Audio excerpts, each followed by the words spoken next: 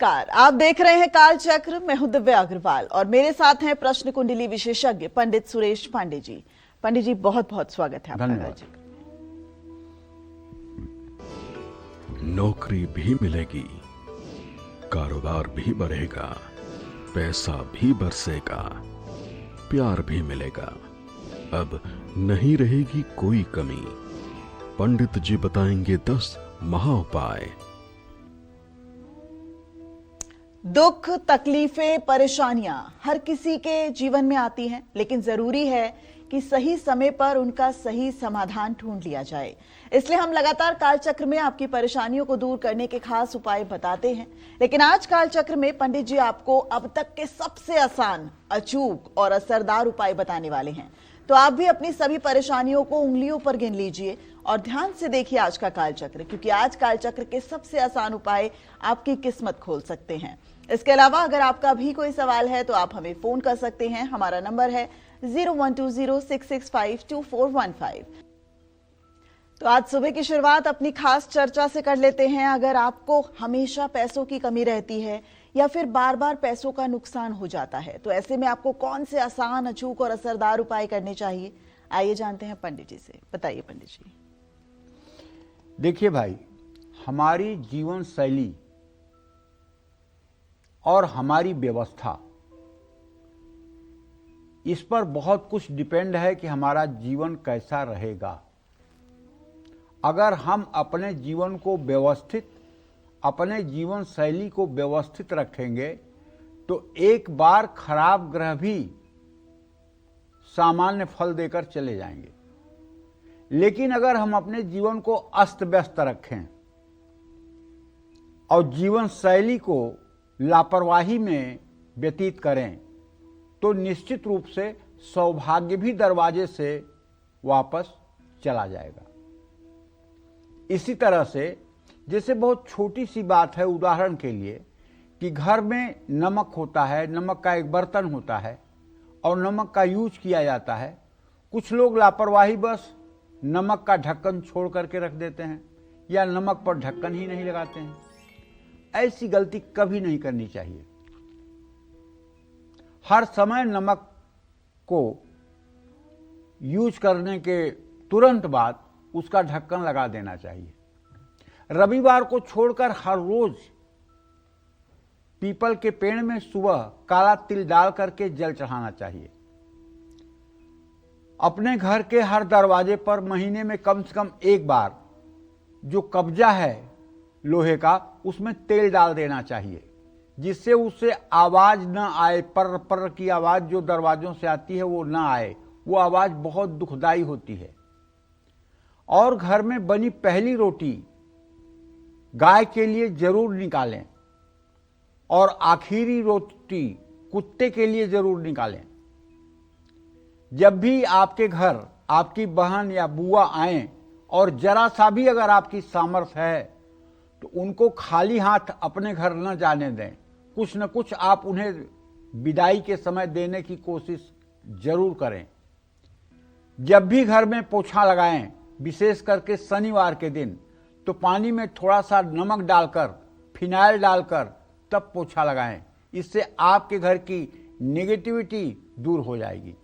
और दूसरी बात, अगर घर में रोग है, बीमारियां हैं, पैसे की बचत नहीं हो रही है, सारा पैसा दवाइयों पर खर्च हो रहा है, घर में विवाह नहीं हो रहा है, शादियां नहीं हो रही हैं, रिश्ते नहीं हो रहे हैं, बच्चा नहीं पैदा हो रहा है और घर में कोई खुश नहीं रहता है, तो ऐसे में घर के किसी एक सदस्य को चाहिए, गंडकी नदी में से शालिग्राम भगवान की मूर्ति निकलती है। ये गंडकी नदी जो है नेपाल में है और ये शालिग्राम की शिला मिलती है। ये एक शालिग्राम भगवान की शिला घर में स्थापित करें। अगर पहले से स्थापित है तो कोई बात नहीं। और शालिग्राम की शिला को नित्य एक थाली में रख करके दक्षिणावर्ती शंख में जल भर करके और पुरुष सूक्तम यूट्यूब पे चला लीजिए। पुरुष सूक्तम, ओम सहस्रशिरसः पुरुषः सहस्राक्ष सहस्रपात् सह भूमिग्वं सर्वता स्पृत्वा ततिष्ठ दशांगुलम पुरुषः यः वेद सर्व यद्भूतं यच्च भाव्यम् उतामृत शेषालो यदन्नातिरोहति एतावानस्य महिमा तो जायास्य अधिपुरुषः स जातो अत्यरिच्यत पश्चात भूमि मथो पुरः। इस तरह से 16 मंत्र बोलेगा पुरुष सूक्त में। और आप पहले दक्षिणावर्ती शंख के जल से, फिर दूध से गाय के, फिर गन्ने के रस से, फिर शहद से, फिर घी से, फिर दही से अभिषेक कराकर फिर शुद्ध जल से अभिषेक कराइए। और अभिषेक करने के पश्चात साफ और अच्छे कपड़े से शालिग्राम की शिला को पोंछ करके उन्हें एक चांदी या सोने के सिंहासन पर लाल या पीला कपड़ा बिछा करके उन्हें स्थापित करिए। चारों तरफ एक कलावा लपेटिए और उसके बाद एक जनेऊ पहनाइए उन्हें। और उसके बाद मलयागिर चंदन और केसर घिस करके उनके मतलब के ऊपर मलयागिर चंदन और केसर का लेप करिए। बढ़िया पुष्प माला अर्पित करिए, धूप जलाइए, दीप जलाइए, धूप दिखाइए, दीप दिखाइए।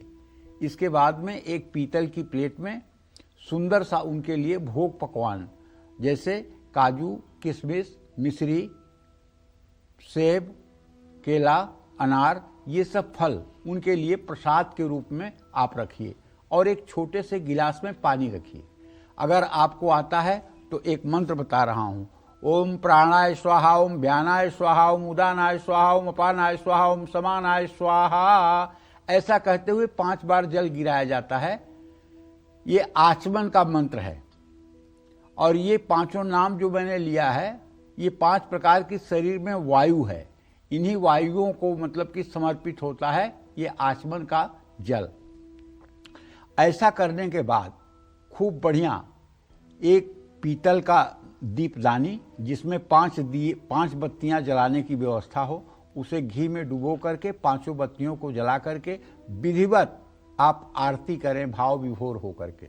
और आरती करने के बाद थोड़े से पुष्प भगवान को समर्पित करके मंत्र पुष्पांजलि के रूप में ओम यज्ञेन यज्ञमय जंत देवास्थानि धर्माणि प्रथमान्यासन्नः तेहनाकम महिमानो सचंत्र यत्र पूर्वे साध्या संति देवा, पुष्प अर्पित कर दीजिए और साष्टांग प्रणाम करिए।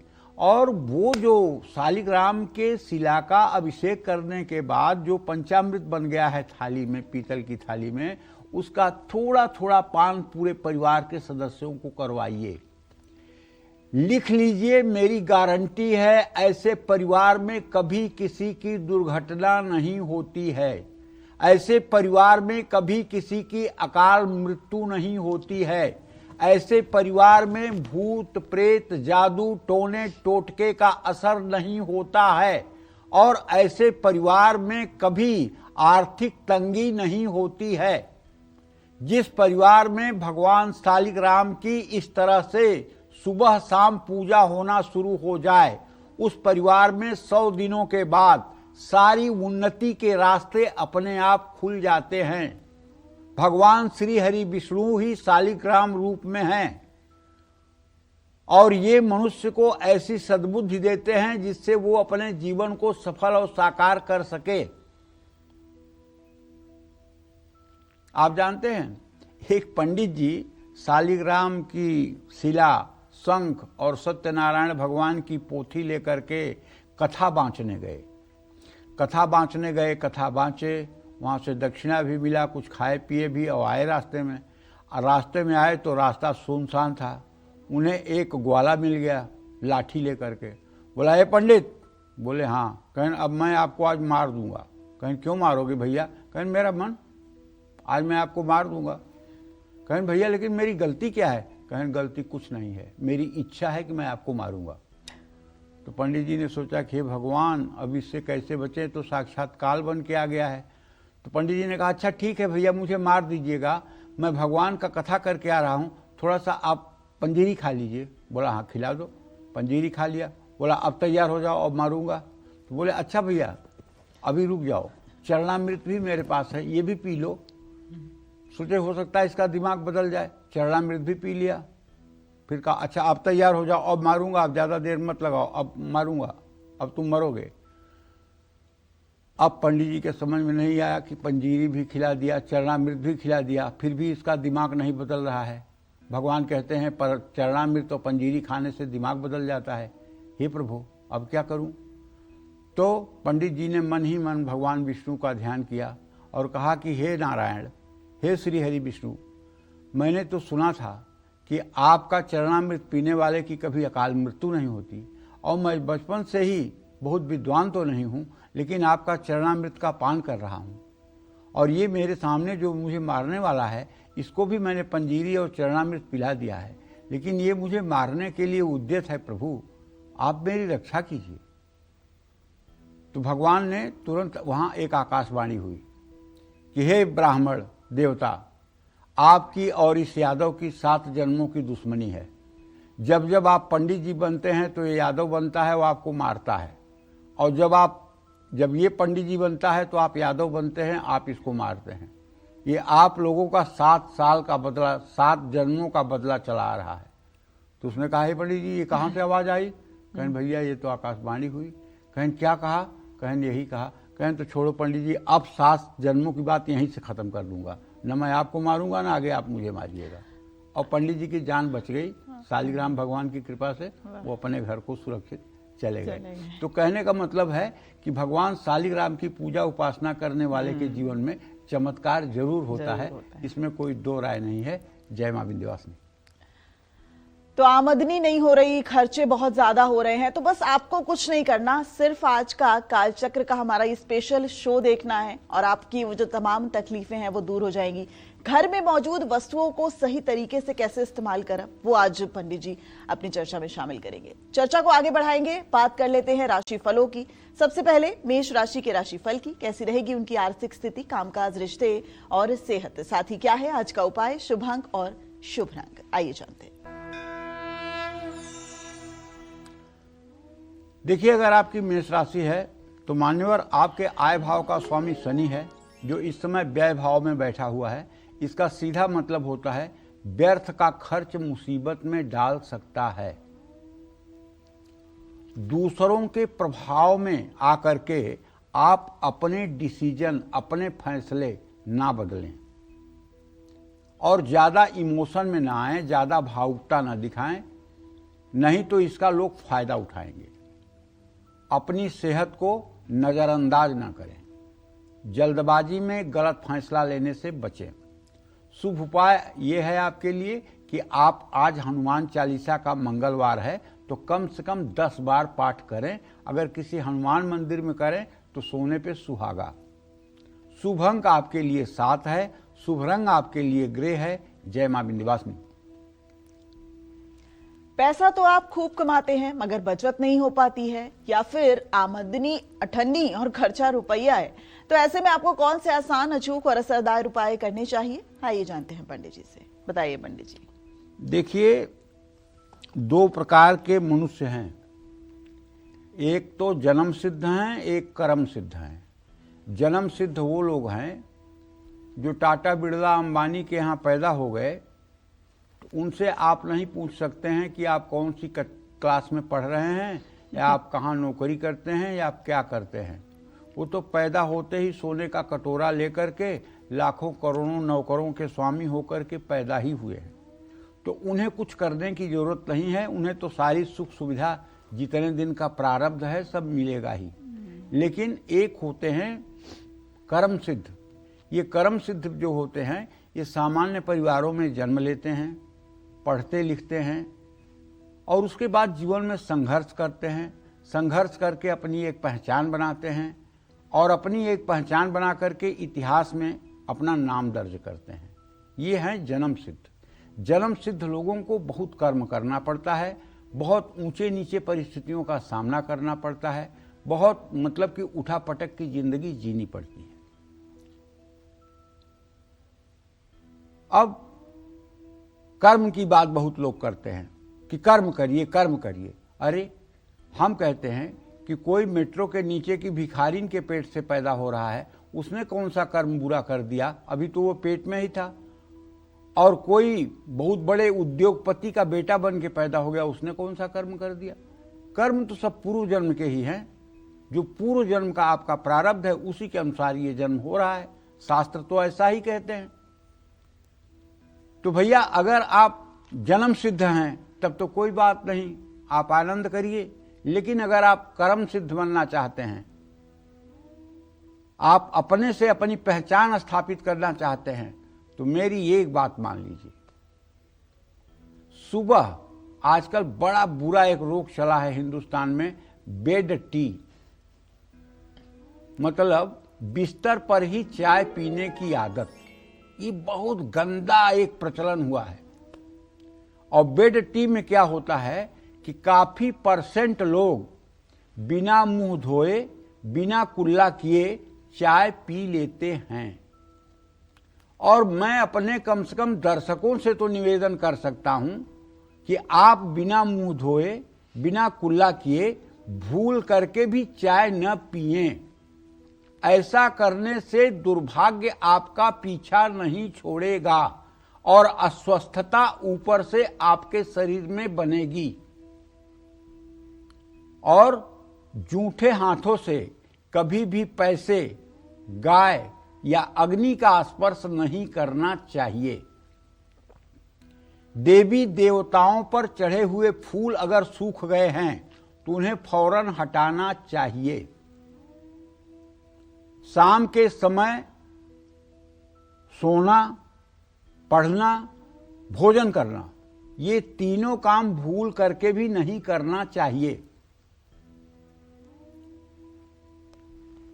रात में सोने से पहले अपने पैरों को धो करके और कायदे से उसे कपड़े से पोंछ करके तभी बिस्तर पर सोने जाना चाहिए। इससे स्वप्न नहीं आएंगे और बुरे स्वप्न यदि आते हैं तो उससे भी आपको निजात मिलेगी और आपको एक अच्छी नींद आएगी। यदि किसी गंगा जी के किनारे स्मशान में कोई भगवान शिव की प्रतिमा या शिवलिंग स्थापित है तो वहां पर अभिषेक करने से, जल, दूध, शहद चढ़ाने से हर प्रकार के दुर्भाग्य से मनुष्य को राहत मिलती है।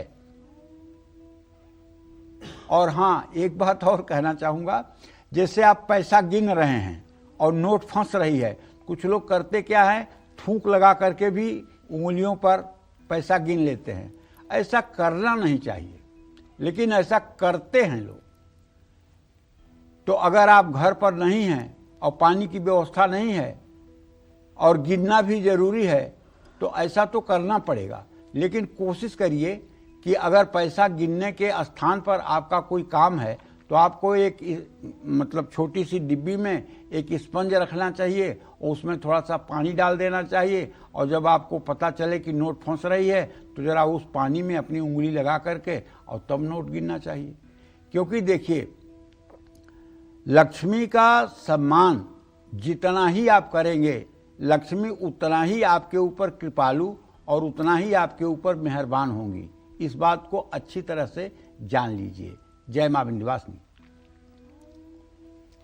तो मेष राशि के बाद अब बात वृषभ राशि के राशिफल की करते हैं। कैसी रहेगी आर्थिक स्थिति, कामकाज, रिश्ते और सेहत, साथ ही क्या है आज का उपाय, शुभ अंक और शुभ रंग, जानते हैं।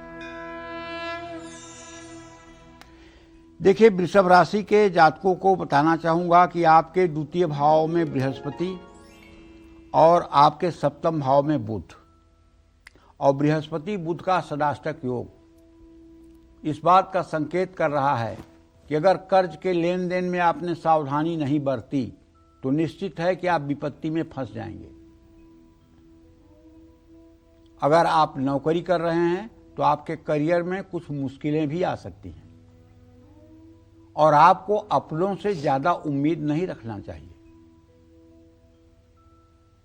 स्वास्थ्य ठीक रहेगा, योग और प्राणायाम करें। जल्दबाजी में कोई बड़ा फैसला ना लें। छोटी कन्याओं को मीठा खिलाएं। शुभ अंक आपके लिए 9 है, शुभ रंग आपके लिए केसरिया है। जय मां विंध्यवासिनी।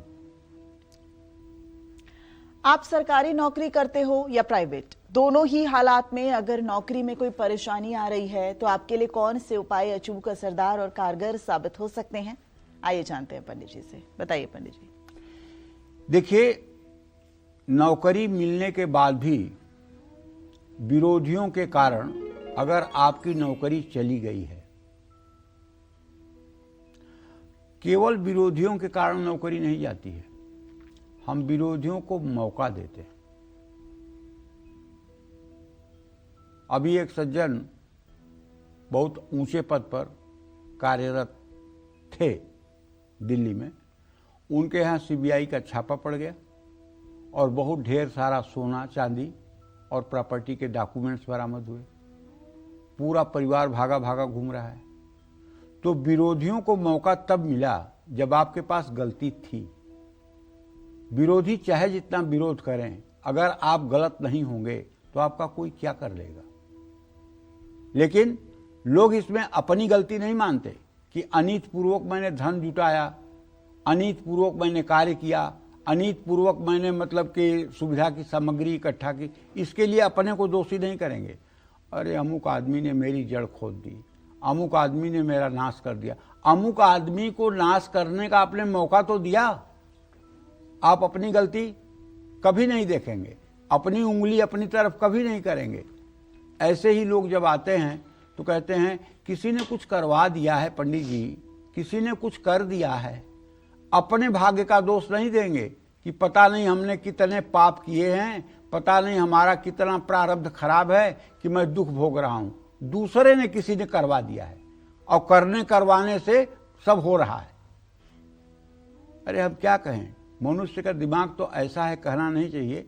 एक लड़की आई थी जर्मन से 2-3 दिन पहले, वो कह रही थी मेरे ऊपर काला जादू हुआ है, ब्लैक मैजिक हुआ है। कौन किया है? वहीं मेरे ऑफिस में रहने वाली जर्मनी की एक लेडी ने किया। ये देखिए फोटो, उसकी मोबाइल में फोटो भी दिखा दिया। सब क्या है? ये सिर्फ एक नंबर का बेवकूफ बनाने वाली बातें हैं और बेवकूफ बनने वाली बातें। ना कोई काला जादू, ना कोई पीला जादू, ना कोई हरा जादू। आपका दिमाग अगर शक के दायरे में आ गया तो काला पीला जादू हो गया, भूत प्रेत हो गया।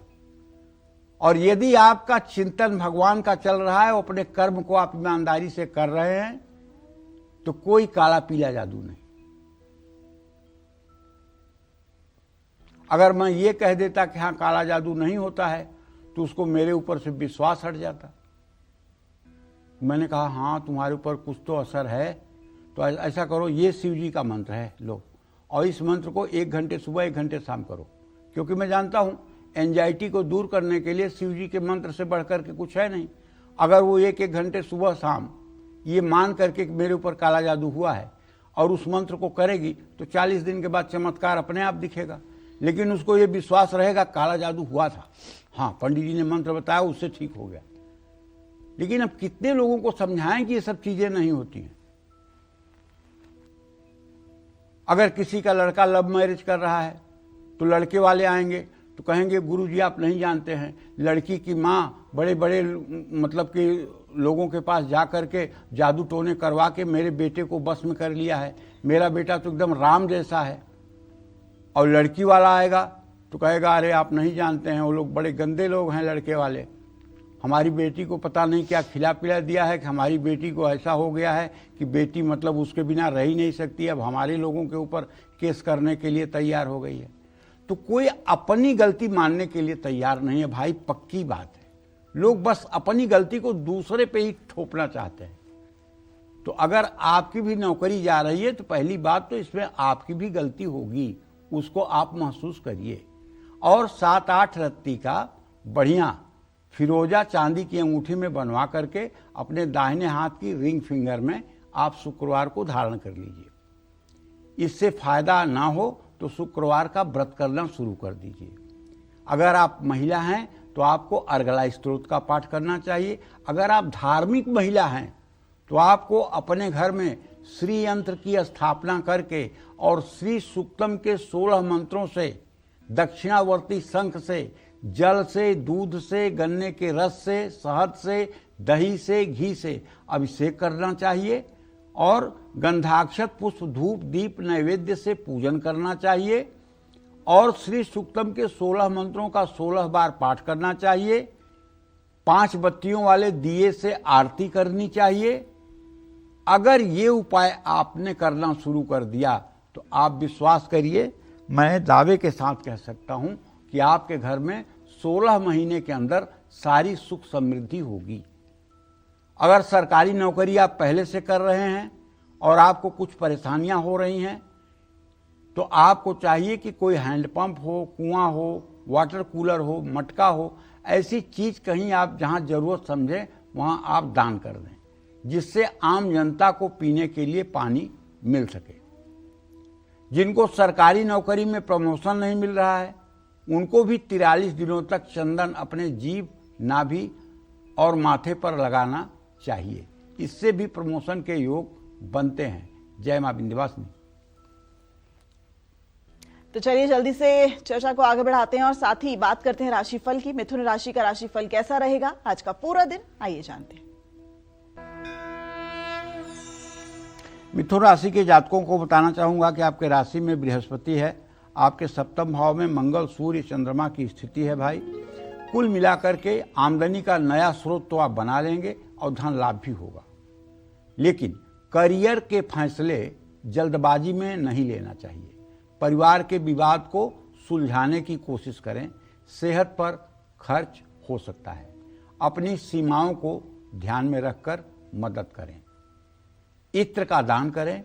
शुभ अंक आपके लिए 5 है। शुभ रंग आपके लिए क्रीम है। जय मां विंध्यवासिनी। कैश काउंटर या तिजोरी में ऐसा क्या रखा कि हमारा बिजनेस बढ़ जाए? आइए जानते हैं पंडित जी से। बताइए पंडित जी। देखिए, दुकान की बिक्री कम अगर हो रही है, बिजनेस घाटे में जा रहा है, तो रोज लक्ष्मी गणेश की पूजा करें। पूजा स्थान में एक श्री यंत्र जरूर स्थापित करें। अपने कैश काउंटर में मोती शंख लाल कपड़े में लपेट करके जरूर रखना चाहिए। पूजा स्थान में दक्षिणावर्ती शंख और 11 गोमती चक्र भी रखना चाहिए। लाल रंग के कपड़े में थोड़ा सा लाल चंदन पाउडर बांधकर उसे भी अपने तिजोरी में रखने से महालक्ष्मी की कृपा होती है। लेकिन यदि आपने सिर्फ श्री यंत्र ही स्थापित कर लिया और दक्षिणावर्ती शंख से रोज उनका अभिषेक करना शुरू कर दिया और श्री सूक्तम के सुबह शाम पाठ करने शुरू कर दिए, तो आपकी दुकान न चले, ऐसा हो ही नहीं सकता। दुकान क्यों नहीं चलती है ये जान लीजिए।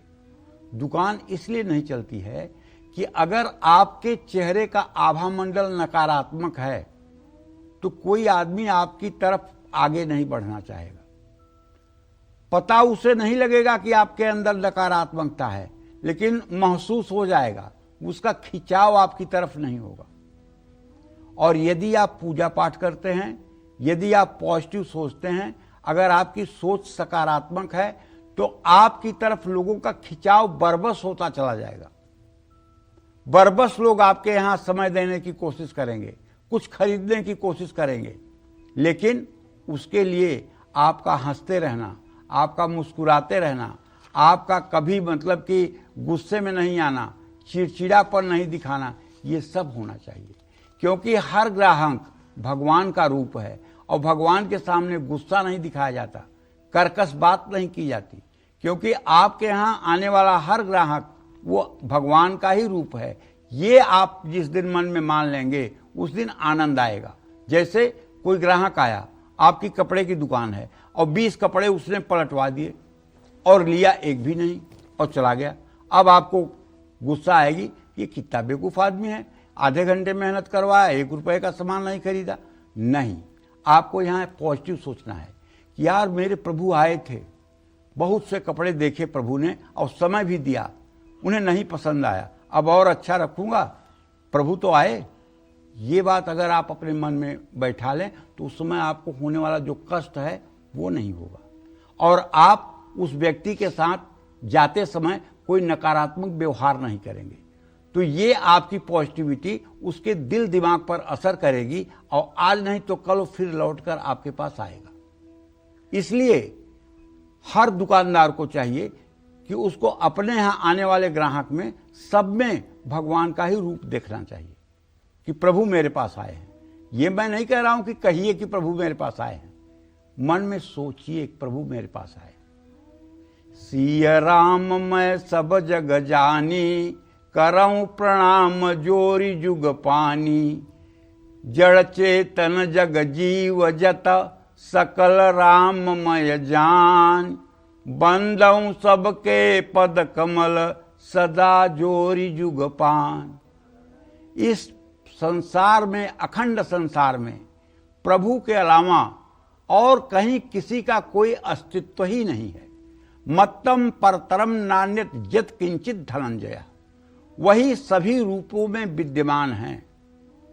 84 लाख योनियों में वही हैं, वनस्पतियों में वही हैं, सूर्य में वही हैं, चंद्रमा में वही हैं, पृथ्वी में वही हैं, सब जगह वही हैं। जिस दिन हमारी ऐसी दृष्टि हो जाती है उस दिन हमारी वैसी सृष्टि हो जाती है, बस। और तब तक आदमी को साधना का फल नहीं मिलता है जब तक वो ये समझता है कि मैं पुरुष, तुम स्त्री, मैं पुरुष।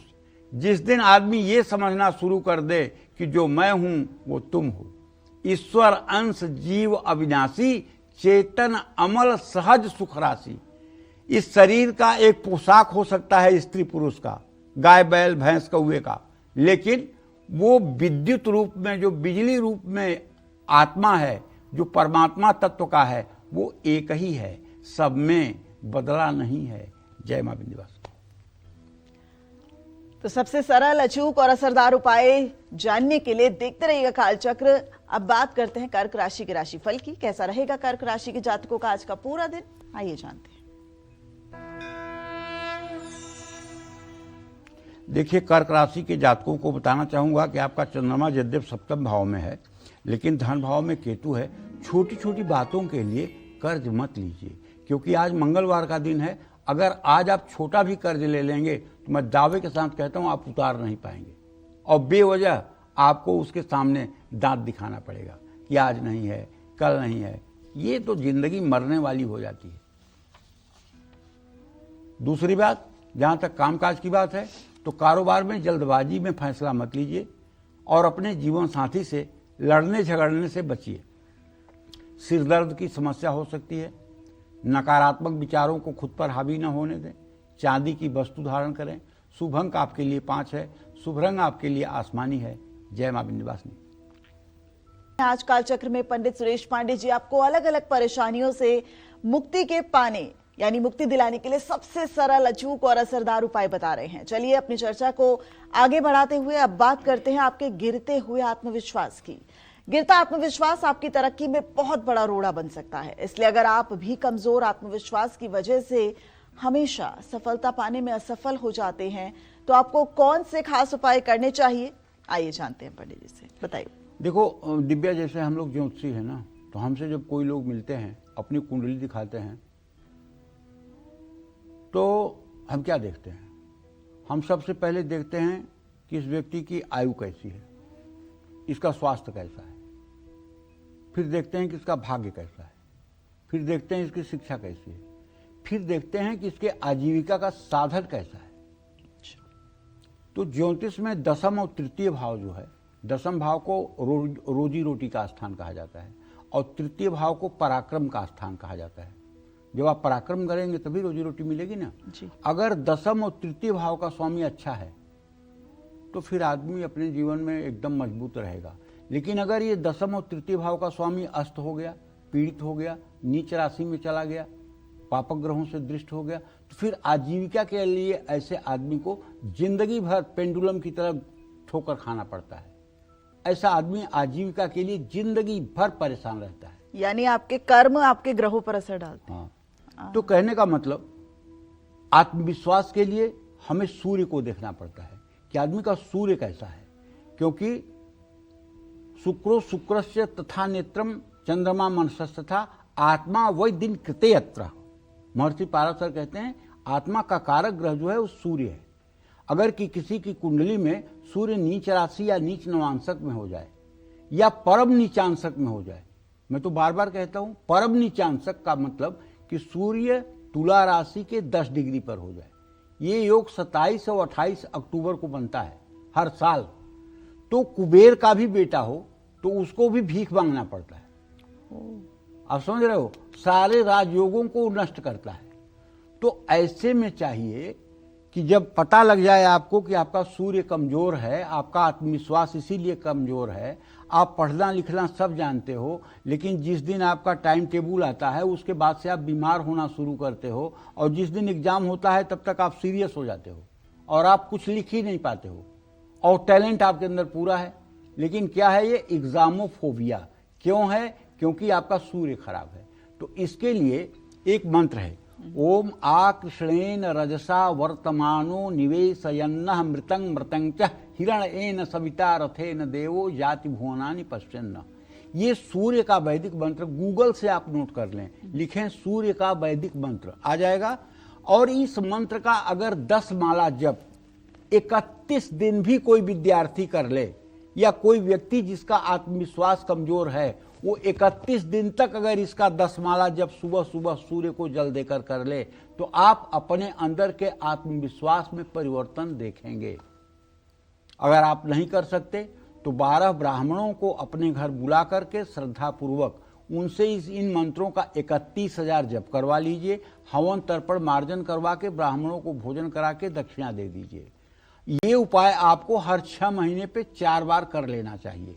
तो सूर्य की स्थिति आपके कुंडली में अच्छी हो जाएगी। अगर सूर्य आपकी कुंडली में 6ठे, 8वें, 12वें भाव का स्वामी नहीं है, शरीर भाव का या पंचम भाव का या 9वें भाव का स्वामी है, तो माणिक्य 5 से 6.5 रत्ती तक का सोने की अंगूठी में बनवा के और दाहिने हाथ की रिंग फिंगर में रविवार को पहन लीजिए, तब भी आपका आत्मविश्वास आकाश चढ़ के बोलने लगेगा। तो अब दूसरी बात बता रहा हूं, खाली दीवार की तरफ मुंह करके कभी ना बैठे। सुबह जल्दी उठ करके सूर्य की रोशनी में बैठ करके 5 मिनट ध्यान करें। ध्यान करने के पहले सूर्य को जल दीजिए, उसके बाद 24 बार गायत्री मंत्र बोलिए, उसके बाद ध्यान करिए। ध्यान इतना आसान नहीं है, समझ रहे हैं। कबीरदास जी कहते हैं कि बुद्धि कहती है कि मेरा वो दोस्त जो है, पता नहीं मेरे घर में 9 दरवाजे हैं, किस दरवाजे से निकल गया, मैं तो पछताती ही रह गई, वो पता नहीं कहाँ चला गया। तो इस शरीर में 9 दरवाजे हैं, है ना 9 दरवाजे?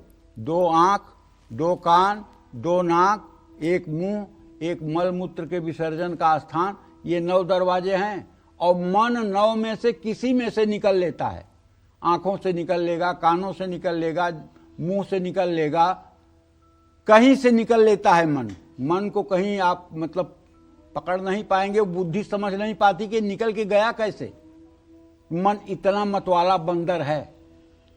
तो भाई, अगर आपका भी मन सधा हुआ नहीं है, मनमानी कर रहा है, तो आपको भी सूर्य को अर्घ्य देना चाहिए, गायत्री मंत्र का जप करना चाहिए, और मन को एकाग्र करके तब ध्यान की अवस्था में बैठना चाहिए।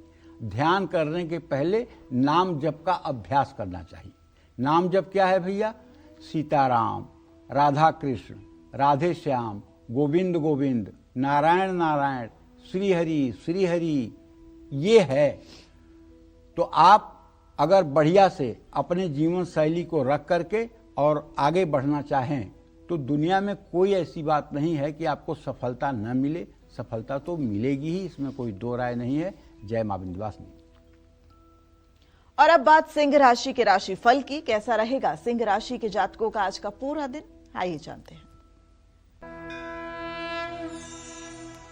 देखिए, आप लोग सोचते होंगे कि रोज सिंह राशि में खराब ही खराब बताते हैं, उसमें मेरी कोई गलती नहीं है। एक तो आपके ऊपर शनि की ढैया चल रही है, दूसरे आपके राशि में केतु बैठा हुआ है, तीसरे आपका राशि स्वामी सूर्य इस समय मतलब कि मंगल के साथ अंगारक योग पंचम भाव में बना रहा है। तो ऐसे में अगर आप बजट के बाहर जाकर के कोई खर्च करेंगे तो थोड़ी तकलीफ तो आएगी। और अति आत्मविश्वास में गलत फैसला भी आपको नहीं लेना चाहिए। पार्टनर चुनने में जल्दबाजी भी नहीं करना चाहिए। अगर घर में आपके बड़े बुजुर्ग हैं तो उनके स्वास्थ्य का ध्यान भी रखना चाहिए। यात्रा के दौरान अपनी चीजों का ध्यान रखना चाहिए। हो सके तो शाम को सुंदरकांड का पाठ करना चाहिए, क्योंकि आप शनि की ढैया में हैं। अगर 100 दिन तक आपने लगातार पाठ कर लिया तो शनि की ढैया आपके ऊपर निष्प्रभावी हो जाएगी। ये मैं कह रहा हूं, दावे के साथ कह रहा हूं। इसी तरह से शुभ अंक आपके लिए 2 है, शुभ रंग आपके लिए गोल्डन है। जय मां विंध्यवासिनी। अगर शादी में देरी हो रही है तो कौन से उपाय आपको करने चाहिए? अब जानते हैं पंडित जी से। बताइए पंडित जी। आज जो है विवाह को खिलवाड़ बना लिया गया है। आज विवाह को खिलवाड़ बना लिया गया है, जबकि सनातन धर्म में विवाह का बहुत बड़ा महत्व है। जगत जननी जगदम्बा मां पार्वती ने भगवान शिव को पाने के लिए 12,000 वर्ष तक बेल के सूखे पत्ते खाकर तपस्या की थी। जगत जननी जगदम्बा आदिशक्ति मां सीता पार्वती मैया के चरणों में जाकर के और प्रभु श्री राम वर हों इसके लिए आशीर्वाद मांगती थी। गिरिमाल मूर्ति मुस्कानी भई सहाय शारद मैं जानी। माता पार्वती की उपासना जगत जननी जगदम्बा मां सीता जनकपुर में करती हैं, पार्वती जी के मंदिर में जाकर के। और करदम ऋषि अपने लिए एक पत्नी चाहते हैं तो दाहिने पैर के अंगूठे पर खड़े होकर 10,000 वर्ष तक तपस्या करते हैं। और श्री हरि विष्णु आते हैं तो उनसे वरदान मांगने के लिए कहते हैं, तो वरदान क्या मांगते हैं? मेरे योग्य एक जीवन संगिनी दे दीजिए। धन दौलत परमेष्ठी पद, ब्रह्मा का पद, इंद्र का पद नहीं चाहते हैं, एक पत्नी चाहते हैं। और आज इस विषय को लोग फॉर ग्रांटेड ले रहे हैं। विवाह कोई मतलब ही नहीं है, हो गया, चल गया, नहीं चला, कोई मतलब ही नहीं। जबकि हर लड़की को चाहिए कि वो देहि सौभाग्यम आरोग्यम देहि में परमम सुखम रूपम देहि जयम देहि यशो देहि दिशो जहि। इसका मंत्र जब उसको 14 साल की उम्र से तब तक करना चाहिए जब तक उसका पाणी ग्रहण संस्कार न हो जाए। और हर लड़के को 15 साल के ऊपर के लड़के को शादी करने के लिए नहीं कह रहा हूं तो 15 साल के बाद शादी कर लियो, नहीं, लेकिन मंत्र ओम क्लीम पत्नीम मनोरमाम देहि मनोवृत्तानुसारिणीम तारिणीम दुर्ग संसार सागरस्य कुलोद्भवाम। जानते हो, अगर अच्छा आपकी जोड़ी अच्छी बन गई तो जीवन की ढेर सारी समस्याएं अपने आप खत्म हो जाती हैं। और आपके जीवन में तमाम वैभव भरा हो, आपके जीवन में तमाम उपलब्धियां हो, बड़ी बड़ी डिग्री हो, लेकिन अगर आपका पारिवारिक जीवन दुखों से और कलेशों से भरा हुआ है तो आप जैसा दुखी इंसान इस संसार में कोई नहीं है। बड़ी बड़ी डिग्रियां लेकर भारत में टॉप करके एग्जाम में और 6 महीने में डाइवर्स करने वाले लोग क्या आप समझते हैं खुशहाल लोग माने जाएंगे? तो रिश्तों को बचाना चाहिए और रिश्तों को चलाना चाहिए। हमारे यहां विवाह सामाजिक बंधन नहीं है, हमारे यहां विवाह एक प्रकार का संस्कार है। 16 संस्कारों में एक संस्कार है और इस विवाह रूपी संस्कार से दिव्य सूर्य और चंद्रमा की तरह तेजस्वी संतान की प्राप्ति होती है, जो इस राष्ट्र का, इस समाज का, इस देश का कल्याण करने वाला बनता है। ये सर्वथा पवित्रता का विषय है, ये वासना का विषय हो ही नहीं सकता। इसलिए हम सबसे कहना चाहेंगे कि लड़की हो या लड़का, विवाह एक बहुत बड़ी चीज है, ये कोई छोटी चीज नहीं है। ये दिमाग में बैठा करके रखना चाहिए। हमेशा अपने से बड़े लोगों और बुजुर्गों का सम्मान करना चाहिए। जब भी आप स्नान करें उसमें थोड़ी सी हल्दी मिला लें। अगर कहीं खरगोश मिल जाए तो बुधवार को उनको हरी घास खिला दें। केले के पेड़ की पूजा करें, गुरुवार का व्रत करें। और हाँ, विवाह के पहले लड़की और लड़के दोनों को, अगर आप सात्विक हैं तो आप मेरी बात का बुरा माने तो आप मानिएगा ही मत मेरी बात को, क्योंकि मैं जबरदस्ती थोप नहीं रहा हूं। तो कम से कम 12 बार रामचरितमानस का मास पारायण कर लेना चाहिए। 1 महीने में 1 बार पूरी रामायण पढ़ने में रोज 30 मिनट पढ़ना पड़ता है, इससे ज्यादा नहीं। और अगर आपने 12 बार रामायण पढ़ लिया तो आपके अंदर वो सारे सकारात्मक तत्व विराजमान हो जाएंगे जो आपके संतान के रूप में देदीप्यमान प्रकाशमान सूर्य और चंद्रमा की तरह प्रकट होंगे। इसलिए हर कन्या और हर लड़के के लिए ये आवश्यक है कि विवाह के पहले श्रीमद् रामचरितमानस गोस्वामी जी ने जो लिखा है उसका 12 पारायण कर लेना चाहिए। इससे आपके जब सारे सेल्स पॉजिटिव होंगे, सारी कोशिकाएं आपकी सकारात्मक होंगी, सारा चिंतन आपका पॉजिटिव होगा, तो आपसे जिस संतान का जन्म होगा वो भी सकारात्मक ही होगा। जय मां विंध्यवासिनी। और पति पत्नी के रिश्ते और कैसे मजबूत हो सकते हैं और मधुर हो सकते हैं, उस पर भी चर्चा करेंगे। लेकिन जल्दी से बात अब कन्या राशि के राशिफल की करते हैं। कैसी रहेगी आर्थिक स्थिति, कामकाज, रिश्ते और सेहत, साथ ही क्या है आज का उपाय, शुभ अंक और शुभ रंग, आइए जानते हैं। देखिए, कन्या राशि के जातकों को बताना चाहूंगा कि आपके राशि पर शनि की पूरी दृष्टि है, लेकिन आपके आय भाव का स्वामी चंद्रमा अपने भाव पर भी दृष्टि कर रहा है। कहीं अगर आप नया पैसा लगाएंगे तो उससे आपको धन लाभ होगा। भावनात्मक इमोशन में आकर के कोई फैसला लेने में सतर्क रहिए और परिवार के साथ घूमने का प्लान बन सकता है। मानसिक तनाव से बचना होगा। निजी बातें हर किसी से साझा ना करें। आज मंदिर दर्शन करने जाएं। शुभ अंक आपके लिए 3 है। शुभ रंग आपके लिए गुलाबी है। जय मां विंध्यवासिनी। और अब बात तुला राशि के जातकों की करते हैं। तुला राशि के जातकों के लिए आज का दिन कैसा रहेगा, कैसी रहेगी उनकी आर्थिक स्थिति, शुभ अंक, शुभ रंग और उपाय, आइए जानते हैं। देखिए, तुला राशि के जातकों को बताना चाहूंगा कि आपके भाग्य स्थान में अब तो बृहस्पति हैं और आपके पराक्रम के स्थान में सूर्य, शुक्र और मंगल की स्थिति है। मंगल अस्त हुआ पड़ा है भाई। तो ऐसे में पैसा कमाने के लिए शॉर्टकट अगर अपनाओगे तो जेल जाओगे। और ऑफिस में अपना काम दूसरों के विश्वास पर न थोपें। रिश्तों में संवाद की कमी ना आने दें। कंधे का दर्द आपको परेशान कर सकता है। सर्वाइकल की प्रॉब्लम हो सकती है। यात्रा के दौरान जल्दबाजी से बचें। सुहागिन महिलाओं को, अगर आप महिला हैं तो सुहागिन महिलाओं को श्रृंगार की सामग्री दान करें। शुभ अंक आपके लिए 1 है। शुभ रंग आपके लिए बैगनी है। जय मां विंध्यवासिनी। और अब जल्दी से बात वृश्चिक राशि के जातकों की कर लेते हैं। कैसा रहेगा आज का आपका पूरा दिन, आइए जानते हैं। वृश्चिक राशि के जातकों को बताना चाहूंगा कि निवेश में जल्दबाजी मत करिएगा। ऑफिस में गुप्त शत्रुओं से सावधान रहिएगा। वैवाहिक जीवन में गलतफहमी ना आने दें। स्वास्थ्य ठीक रहेगा। योग प्राणायाम करते रहें। अपनी संगत और आदत सुधारें। गुप्त दान करें। शुभ अंक आपके लिए 8 है। शुभ रंग आपके लिए नारंगी है। जय मां विंध्यवासिनी।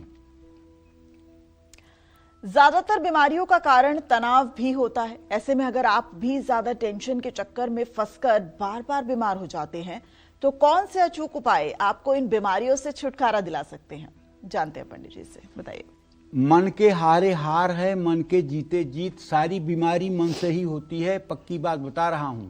अगर मन अशांत है, नकारात्मक चिंतन हो रही है तो बीमारियां आपके शरीर में जन्म लेंगी। हमेशा तनाव में अगर रहते हैं तो आपको पानी में चंदन का इत्र डाल करके हर हर गंगे कहते हुए स्नान करना चाहिए और हर समय हंसते रहने का प्रयास करना चाहिए। अपने बेडरूम में 1 कटोरी सेंधा नमक भर करके रख दीजिए। रसोई में काले रंग का पत्थर मत लगवाइए भूल करके भी। और नहाने के बाद पूजा करते समय महामृत्युंजय का 1 माला जप कर लीजिए। ओम त्र्यंबकम यजामहे सुगंधिम पुष्टिवर्धनम उर्वारुकमिव बन्धनान् मृत्योर्मुक्षीयमामृतात्।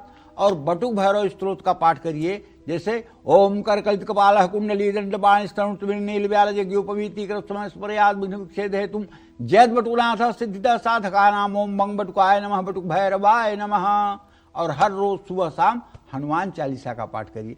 अगर इतना संस्कार हो ही जाएगा आपके अंदर तो दुनिया की कौन सी शक्ति है कि आपको दुख दे देगी, समझ में नहीं आता। लेकिन संस्कार नहीं, कुछ करना नहीं, सारा सुख चाहिए। कोई ऐसी विभूति हो, कोई फूंक दे और आप तुरंत राजा रानी बन जाए। यही डिमांड सबकी है। 1 माला जप कर लेंगे, 40 दिन बीत जाएगा। पंडित जी मैंने 40 दिन 1 माला कर लिया, कोई फायदा नहीं हुआ। अरे यार, अगर इतना जल्दी चमत्कार होता तो क्या पूछना था। कुछ समर्पण करो, कुछ तन्मयता दिखाओ। हम तो आपको धर्म के रास्ते पर लाने के लिए छोटी छोटी बात बताते हैं ताकि आपके अंदर इंटरेस्ट बढ़े। और जब इंटरेस्ट और भूख बढ़े तो आप आगे खुद बढ़ेंगे। आप सोच रहे हैं नहीं बस इतने से ही हमें इंद्र का पद मिल जाएगा, ऐसे थोड़ी होता है। जय मां विंध्यवासिनी। चलिए अब बात करते हैं धनु राशि की। क्या कहता है धनु राशि का राशिफल, आइए जानते हैं। देखिए, धनु राशि के जातकों को बताना चाहूंगा कि वैसे तो आपके ऊपर शनि की ढैया चल ही रही है, लेकिन अगर आप कहीं बिना सोचे समझे पैसा लगाओगे तो आपको धोखा मिलेगा। नौकरी बदलने के लिए समय ठीक है, और रिश्तों में दूसरों से ज़्यादा उम्मीद मत रखिए। आंखों की तकलीफ हल्के में मत लीजिए, और अनैतिक संबंधों से दूरी बनाइए। मंदिर में कुछ दान पुण्य करिए। शुभ अंक आपके लिए 6 है, शुभ रंग आपके लिए मैरून है। जय मां विंध्यवासिनी। और अब बात मकर राशि के राशिफल की, आइए जानते हैं। आपके राशि में चंद्रदेव विराजमान है, इसलिए जल्दबाजी में आर्थिक फैसले मत लीजिएगा, वरना गलती हो जाएगी। ऑफिस में सीनियर से बहस मत करिएगा। वैवाहिक जीवन में अहंकार हावी रहेगा। किसी तरह का इन्फेक्शन हो सकता है, अपने गुस्से पर नियंत्रण रखिए। आज काला तिल दान करिए। शुभ अंक आपके लिए 7 है, शुभ रंग आपके लिए नेवी ब्लू है। जय मां विंध्यवासिनी। और अब जल्दी से बात कुंभ राशि के राशिफल की, आइए जानते हैं। देखिए, कुंभ राशि के जातकों को बताना चाहूंगा कि राहु की स्थिति आपके राशि में है, इसलिए चंद्रमा आपके व्यय भाव में है। कोई बड़ा निवेश मत करिएगा। ऑफिस पॉलिटिक्स से दूर रहिएगा। परिवार का साथ आपको आगे बढ़ाएगा। स्वास्थ्य को लेकर लापरवाही ना करें। किसी से कोई बड़ा वादा ना करें। किसी भूखे व्यक्ति को भोजन कराएं। शुभ अंक आपके लिए 4 है, शुभ रंग आपके लिए पीला है। जय मां विंध्यवासिनी। और अब बात मीन राशि के राशिफल की। मीन राशि के जातकों के लिए कैसा रहेगा आज का दिन, जानते हैं। मीन राशि में शनि देव की स्थिति है। अपने खर्चों को सीमित करने की कोशिश करिए। नौकरी में स्थानांतरण का योग बन रहा है। आपका स्थान परिवर्तन हो सकता है। घर के मामलों में बाहरी दखल से बचें। सेहत आज खुद को ज्यादा ना थकाएं। भ्रम या असमंजस में फैसले मत लें। दुर्गा सप्तशती का पाठ करें। शुभ अंक आपके लिए 2 है, शुभ रंग आपके लिए फिरोजी है। जय मां विंध्यवासिनी। EMI का बोझ, अगर इन सबके जाल में आप फंस चुके हैं तो कौन से सरल, अचूक और असरदार उपाय आपको कर्ज से मुक्ति दिलाएंगे, आइए जानते हैं पंडित जी से। बताइए पंडित जी। देखिए, सही बात तो यह है कि कर्ज जो है, चाहे छोटा हो या बड़ा, ये बुरी चीज ही है, कभी अच्छी चीज नहीं है। मेरे पिताजी कहा करते थे कि गए पूत जब मांगे पाए, गए पूत जब मांगे पाए। जिसको आसानी से कर्जा मिल जाए, उससे बड़ा दुर्भाग्यशाली व्यक्ति इस धरती पर कोई पैदा नहीं हुआ। और जिसको कर्ज न मिले, कर्ज की जगह जिसको झिड़कियां मिले, अपमान हो जिसका, उसका सौभाग्य आज नहीं तो कल उदय होगा। क्योंकि अब वो अपने पुरुषार्थ पर जीने का प्रयास करेगा। और अगर कर्ज से गाड़ी चल रही है तो क्यों पुरुषार्थ करेगा, क्यों पुरुषार्थ करेगा। कर्ज जैसी बड़ी समस्या से जल्दी छुटकारा पाने के लिए लाल मसूर का दान मंगलवार को करना चाहिए। ऋण मोचन मंगल स्त्रोत का 7-7 बार सुबह शाम पाठ करना चाहिए। बैंक से मकान या गाड़ी खरीदने के लिए अगर लोन लिया है, लेकिन अब भी उसकी EMI चुकाने में दिक्कत आ रही है, तो हर बुधवार को 300 ग्राम मूंग उबालकर उसमें घी शक्कर मिलाकर गाय को खिलाना चाहिए। घर की दक्षिण पश्चिम दिशा में पीतल या तांबे का घड़ा रखना चाहिए। गर्मी के दिनों में दोपहर में अपने घर के सामने रविवार को गाय को स्नान कराना चाहिए। गाय के स्नान का पानी दरिद्रता को दूर करता है।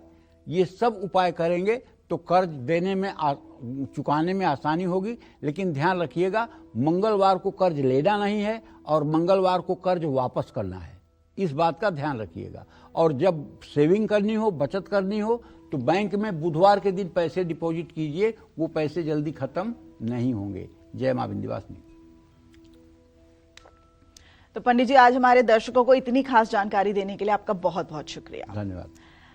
उम्मीद करते हैं आपको आज का हमारा विषय बहुत पसंद आया होगा। कल फिर एक नए विषय और आपकी परेशानियों को दूर करने के लिए ढेरों उपाय लेकर हम आएंगे पंडित सुरेश पांडे जी के साथ।